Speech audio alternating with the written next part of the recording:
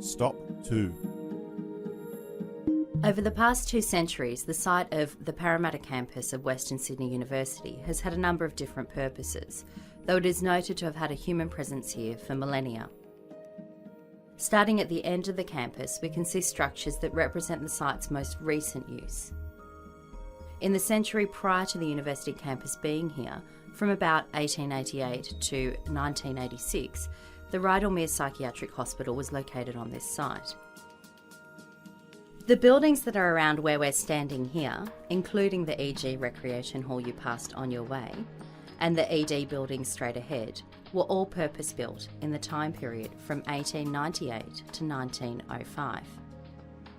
Designed by architect Walter Vernon, they were largely thought to reflect a new philosophy, at least new of the time, to create livable environments for psychiatric patients, incorporating at least some non-cell-based accommodation.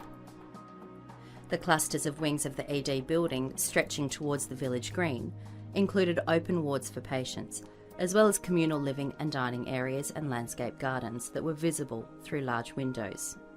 If you look back the direction we came, you can see the EG building, which was and remains the Recreation Hall.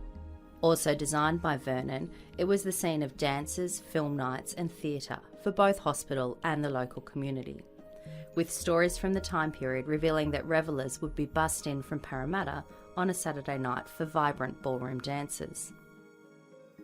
On a Sunday, it converted to a chapel for patients to attend, and the stained glass windows in the northern end of the structure are original from this time period.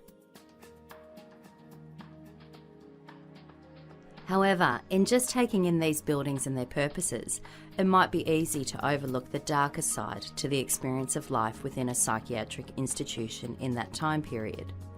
The initial establishment of the Rydalmere Psychiatric Hospital was not only about accommodating people with some kind of mental illness, but also about segregation.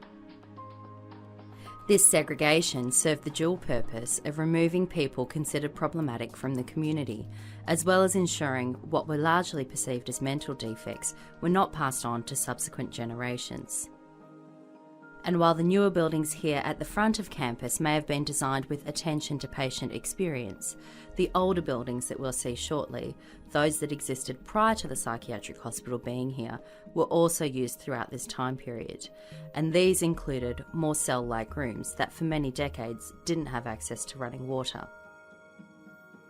Life at Rydalmere was also characterised by overcrowding throughout its use as a psychiatric establishment, with numbers for most of this history sitting at around 1,000. From the outset of the site's use as a psychiatric institution, treatment revolved around what was considered moral therapy, including promotion of work as a kind of usefulness, religious instruction, and pleasant surroundings for patients. It is noted, however, that experimental treatments were also used, including electrotherapy, and that the idea of patient consent was largely unheard of.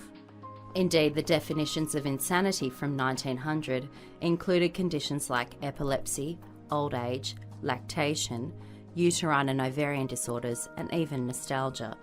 This, of course, sits rather uneasily in light of the understanding and approach to mental illness that we have today. From here, we'll follow this path around to the front of the building, e.g. the Recreation Hall, to stand beside the large red W facing the boiler house and the tall chimney stack.